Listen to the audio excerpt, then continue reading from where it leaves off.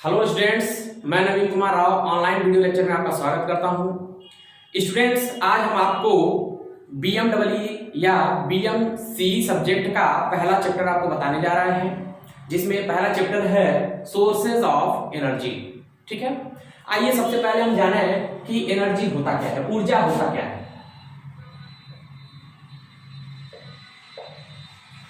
इसको हिंदी में बोलते हैं ऊर्जा। एनर्जी को क्या बोलते हैं? ऊर्जा। ऊर्जा को हम कह सकते हैं कि कार्य करने की क्षमता को हम ऊर्जा कहते हैं। बिना ऊर्जा के कोई भी कार्य संभव नहीं है। ठीक है, इसका मात्रक होता है जूल। इसका एसआई मात्रक क्या होता है? जूल। ठीक है,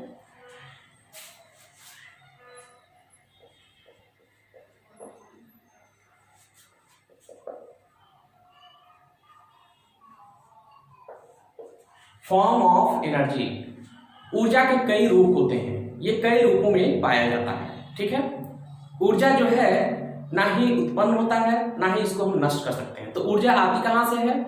ये जो भी ऊर्जा है वो एक रूप से दूसरे रूप में परिवर्तित होते रहता है, एक फॉर्म से दूसरे फॉर्म में चेंज होते रहता है। ठीक है, जैसे मैकेनिकल एनर्जी है तो वो इलेक्ट्रिकल एनर्जी में कन्वर्ट हो रहा है, या इलेक्ट्रिकल एनर्जी है मैकेनिकल एनर्जी में कन्वर्ट हो रहा है। हीट एनर्जी है वो मैकेनिकल एनर्जी में कन्वर्ट हो रहा है। ये सभी जो है ऊर्जा जो है एक रूप से दूसरे रूप में परिवर्तित होते रहती है। ठीक है ना। फॉर्म ऑफ एनर्जी, कौन कौन से फॉर्म है, कौन कौन से रूप हैं? जैसे mechanical energy, chemical energy, electrical energy, nuclear energy, potential energy, kinetic energy, pressure energy, ये सभी ऊर्जा के फॉर्म हैं। ठीक है, नेक्स्ट है थर्मोडायनेमिक्स।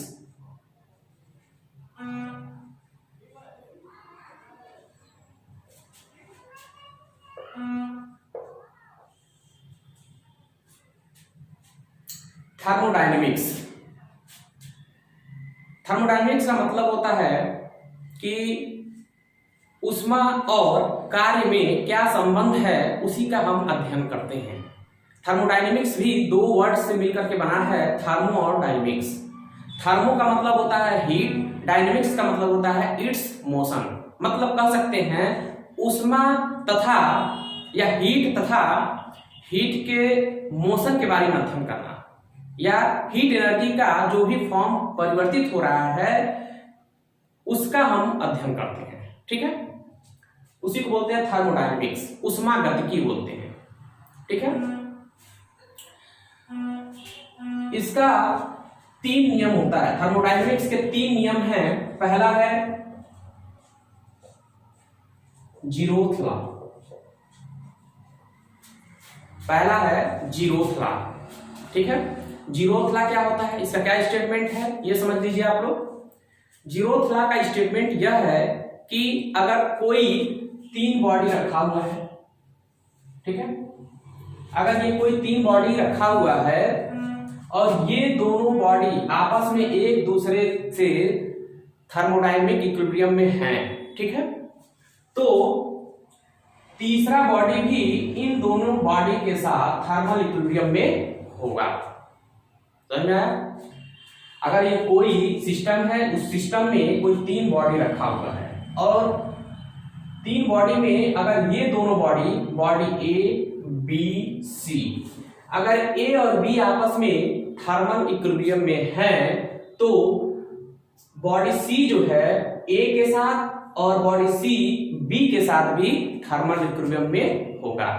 यही स्टेटमेंट जीरोथ लॉ का है। ठीक है, कह सकते हैं, इसको ऐसे भी कह सकते हैं कि जब ये तीनों बॉडी एक दूसरे से साम्य अवस्था में है तो सी जो है, सी और ए के बीच में एनर्जी का आदान प्रदान नहीं होगा, सी और बी के बीच में कोई एनर्जी का आदान प्रदान नहीं होगा, ए और बी के बीच में कोई भी ऊर्जा का या एनर्जी का आदान प्रदान नहीं होगा। यही है जीरोथ लॉ। थर्मोडायनेमिक्स का फर्स्ट लॉ क्या है? First law of thermodynamics.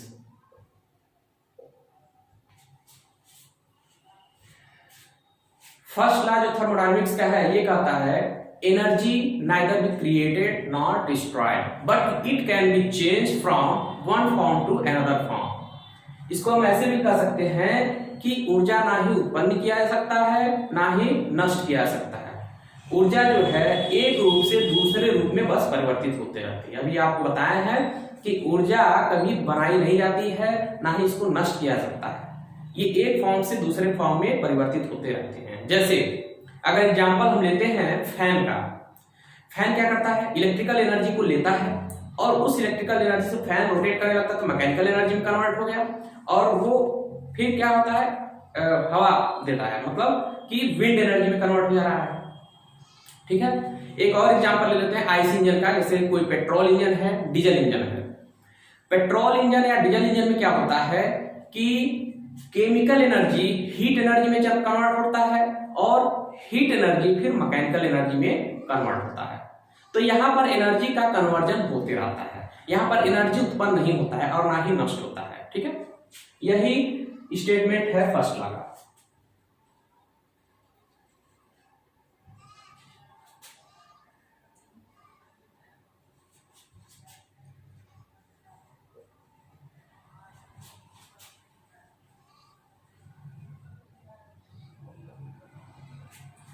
Second law of thermodynamics, जो सेकेंड लॉ है ये कहता है कि अगर किसी थर्मोडायनेमिक साइकिल या कोई थर्मोडायनेमिक सिस्टम है उसको हीट सप्लाई किया जा रहा है, ठीक है, हीट एनर्जी दिया जा रहा है तो कुछ ना कुछ वर्क डन हो रहा है। तो जितनी हीट एनर्जी दिया गया है उतना ही वर्क डन नहीं होगा। क्यों नहीं होगा? क्योंकि सराउंडिंग में कुछ हीट एनर्जी सिंक हो जाएगा, कुछ एब्जॉर्ब हो जाएगा। ठीक है ना, इस वजह से कुछ हीट एनर्जी क्या होता है, लॉस हो जाता है। Total heat energy total work done में कन्वर्ट नहीं हो पाता है। यही स्टेटमेंट है सेकेंड लॉ ऑफ थर्मोडायनेमिक्स का। ठीक है, जैसे मान लीजिए स्टीम टरबाइन है, ठीक, तो स्टीम टरबाइन में स्टीम के पास क्या होता है, हीट एनर्जी होता है। जब वो बॉयलर से आता है स्टीम टरबाइन के पास तो वहां पर यहां से वहां तक जब उसका ट्रांसफर हो रहा है हीट का या स्टीम का स्टीम टरबाइन तक, तो क्या हो रहा है कि उसमें सराउंडिंग में हीट क्या हो रहा है, एब्जॉर्ब हो जा रहा है, सिंक हो जा रहा है। ठीक है, अब क्या होगा, अब जितने अमाउंट में अभी हीट एनर्जी बचा रहेगा वो स्टीम टरबाइन को रोटेट कराएगा। ठीक है, तो कुछ जो है अमाउंट ऑफ हीट सिंक हो जाता है सराउंडिंग में। ठीक है, यही है सेकेंड लॉ ऑफ थर्मोडायनेमिक्स। अब हम बात करेंगे थर्मोडायनेमिक सिस्टम की।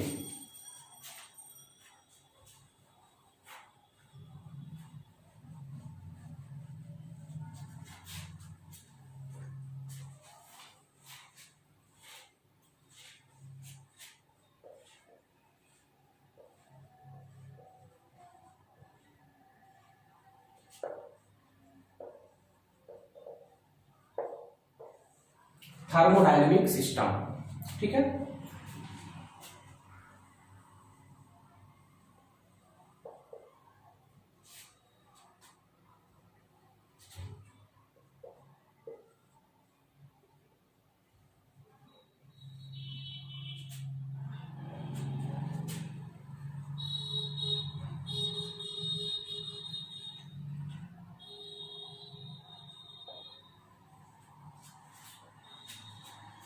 जो आप ये पार्ट देख रहे हैं, जो ये वाला भाग है, इसको बोलते हैं सिस्टम, थर्मोडायनेमिक सिस्टम। पहले इसको जान लीजिए क्या होता है।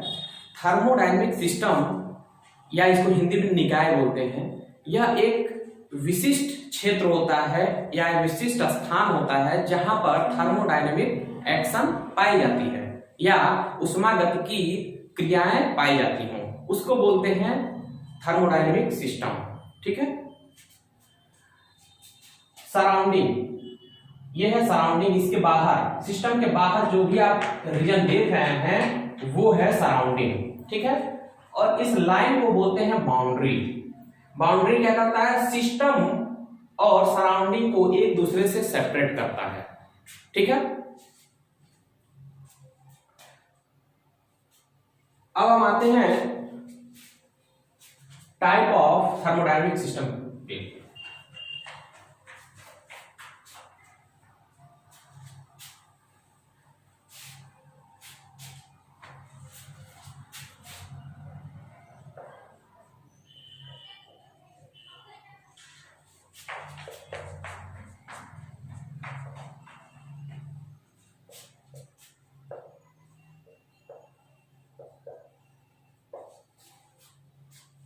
ठीक है, थर्मोडायनेमिक सिस्टम जो है 3 प्रकार का होता है। पहला है क्लोज्ड सिस्टम, दूसरा है ओपन सिस्टम, तीसरा है आइसोलेटेड सिस्टम। ये 3 सिस्टम होते हैं, 3 थर्मोडायनेमिक सिस्टम होते हैं। कौन कौन से? Close system, open system, isolated system. ठीक है, क्लोज सिस्टम में क्या होता है, अभी हम आपको बताए हैं कि सिस्टम होता है, बाउंड्री होता है, फिर सराउंडिंग होता है। ठीक है ना, जैसे अभी यहां पर बताए थे हम कि ये सिस्टम हो गया और ये बाउंड्री हो गया और ये सराउंडिंग हो गया। ठीक है, पूर्ण रूप से अगर देखें इसको सिस्टम और सराउंडिंग को, तो उसको बोलते हैं यूनिवर्स। ठीक है, अब देखिए बाउंड्री के बेस पे ही जो बाउंड्री है, बाउंड्री क्या कर रहा है, सिस्टम और सराउंडिंग को एक दूसरे से अलग करता है। ठीक है, सिस्टम का एक जो विशिष्ट रीजन जो है उसको वो स्पेसिफाई करता है कि इतना जो है ये सिस्टम का क्षेत्र है। ठीक है ना, बाउंड्री ये दिखाता है, ये प्रदर्शित करता है। तो बाउंड्री के ही बेस पे ये बनाया गया है।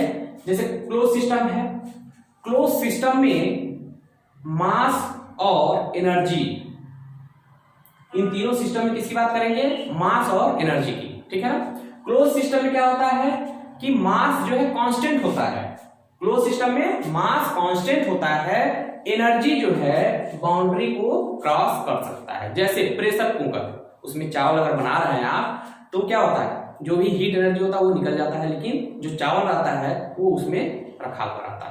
ठीक है, दूसरा है ओपन सिस्टम। ओपन सिस्टम में क्या होता है, मास और एनर्जी दोनों ही इस बाउंड्री को क्रॉस कर सकते हैं, मतलब मास और एनर्जी दोनों ही इस बाउंड्री को आर पार कर सकते हैं। जैसे स्टीम टरबाइन हो गया, बॉयलर हो गया, ये इसके एग्जांपल हैं। ठीक है, आइसोलेटेड सिस्टम, आइसोलेटेड सिस्टम क्या होता है, जिसमें ना ही मास ना ही एनर्जी दोनों जो है इस बाउंड्री को क्रॉस नहीं कर पाते हैं। ठीक है, मास और एनर्जी दोनों ही बाउंड्री को क्रॉस नहीं कर पाते हैं, वो होता है आइसोलेटेड सिस्टम। जैसे थर्मस, थर्मस जो है आइसोलेटेड सिस्टम का एक एग्जांपल है। ठीक है, नेक्स्ट जो है, जब वीडियो बनेगा तो उसमें आगे हम बताएंगे। Thank you.